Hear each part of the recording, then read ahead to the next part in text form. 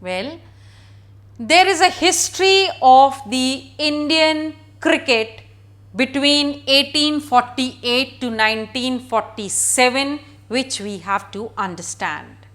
First of all, you must know that cricket started on a wide scale being played in Bombay, and that too by the Parsis. The Parsis were a trading community, and they came more in touch and became closer to the English and also learnt their ways much ahead to the other Indians. That is why they started playing cricket on a large scale like their masters. And the first Indian cricket club, which is the Oriental Club, was made in Bombay in 1848. Now remember the difference, and you are going to get confused.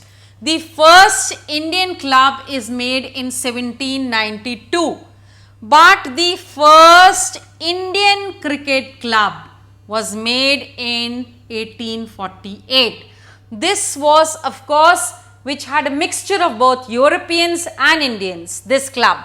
Whereas this was a purely Indian cricket club formed in 1848 by the Parsis, funded by big Parsi businessmen like Tatas and Wadias. Then when these were being funded by such rich people, there was one enmity that they had, and that was the Bombay Gymkhana Club. The Bombay Gymkhana Club was a purely English club, and the fight started between the Indian Cricket Club founded by the Parsis and the Bombay Gymkhana Club.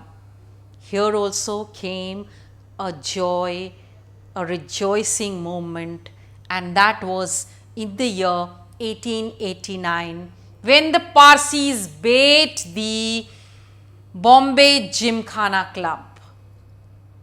After that, we see that from the year 1890s onwards, both the Hindus and the Muslims started collecting funds for actually making their own gymkhanas, Hindu gymkhanas and the Muslim gymkhanas.